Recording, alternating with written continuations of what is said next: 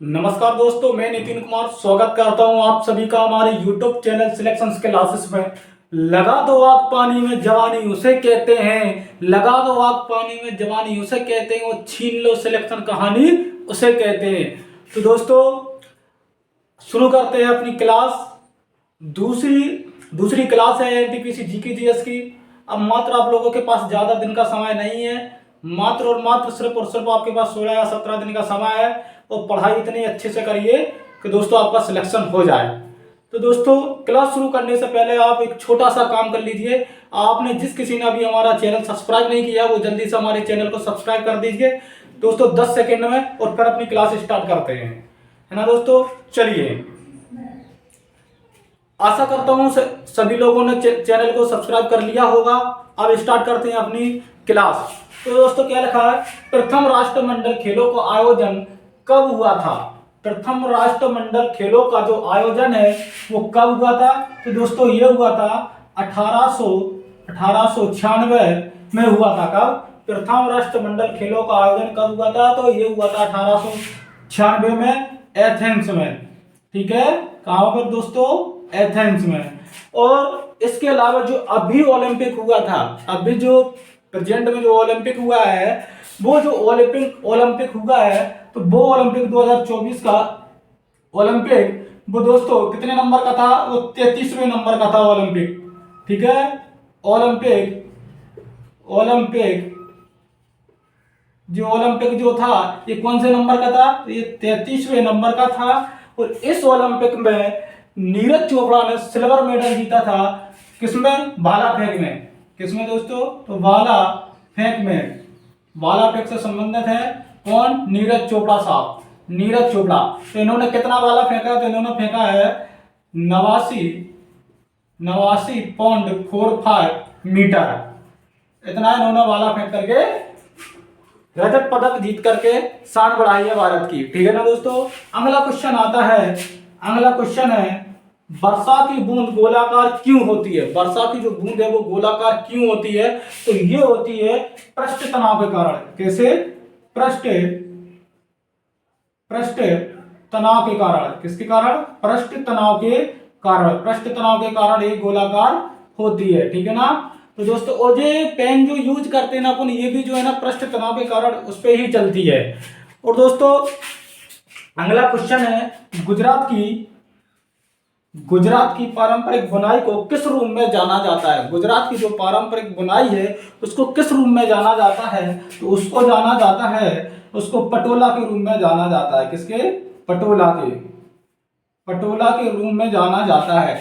और दोस्तों पटोला के रूप में इसको जाना जाता है। गुजरात की जो पारंपरिक बुनाई है इसको पटोला के रूप में जाना जाता है। तो अगला क्वेश्चन देखते हैं, तो कौन सा विटामिन हार्मोन की तरह कार्य करता है। कौन सा विटामिन है जो हार्मोन की तरह कार्य करता है, तो वो है दोस्तों जो हार्मोन की तरह कार्य करता है वो विटामिन है विटामिन डी। यह जो है ना विटामिन डी जो हार्मोन की तरह कार्य करता है। इसके अलावा विटामिन डी के अलावा दोस्तों vitamin A retinol. Vitamin A का जो रासायनिक नाम है वो रेटिनॉल है। क्या है दोस्तों, रेटिनॉल है इसका रासायनिक नाम। और इससे रितौंधी नामक रोग हो जाता है। कौन सा, रितौंधी नामक रोग हो जाता है विटामिन ए की कमी से। रितौंधी नामक रोग हो जाता है। ठीक है ना। विटामिन ई का जो रासायनिक नाम है, वो टोकोफेरोल है। कौन सा, टोकोफेरोल ए विटामिन किसका, विटामिन ई का रासायनिक नाम है। ठीक है ना। वो विटामिन जो के है, विटामिन के, ये रक्त का थक्का बनाने के काम में आता है। किसका, रक्त का थक्का बनाने के काम में आता है। रक्त का थक्का कौन बनाता है, तो रक्त का जो थक्का बनाने में विटामिन के का काम करता है ना। अगला क्वेश्चन देखते हैं दोस्तों। और इसमें जो विटामिन पानी में जो घुलनशील है, पानी में घुलनशील कौन कौन से विटामिन है, तो पानी में पानी में जो घुलनशील विटामिन है वो है बी और सी। बी और सी पानी में घुलनशील है और बाकी के वसा में घुलनशील है। बाकी के जो विटामिन है वो किसमें है? वसा में घुलनशील। कौन कौन से बच्चे? तो ए ई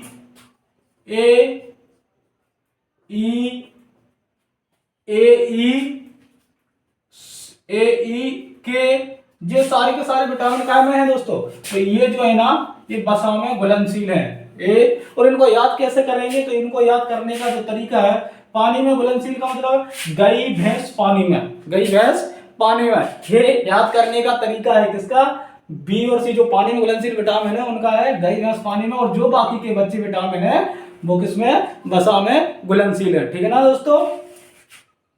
अगला क्वेश्चन आता है, चित्तरंजन दास और मोतीलाल नेहरू ने किस पार्टी की स्थापना की थी? तो चित्तरंजन दास और मोतीलाल नेहरू ने किस पार्टी की स्थापना की? जब इनका कांग्रेस के साथ में मनमुटाव हो गया था तो उस वक्त इन्होंने एक अलग से अपनी पार्टी बनाई थी और उस पार्टी का नाम था कौन? क्या? स्वराज पार्टी। स्वराज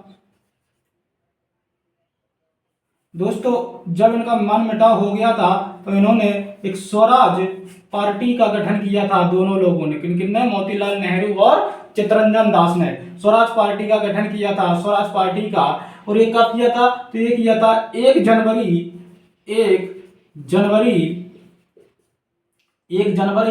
1923 को। ठीक है, चित्तरंजन दास और मोतीलाल नेहरू ने स्वराज पार्टी का गठन किया था 1 जनवरी 1923 को। उसके बाद में 1939 में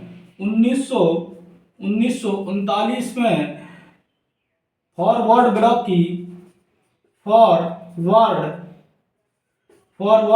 ब्लॉक पार्टी की स्थापना किसने की थी? स्थापना ये की थी सुभाष चंद्र बोस ने।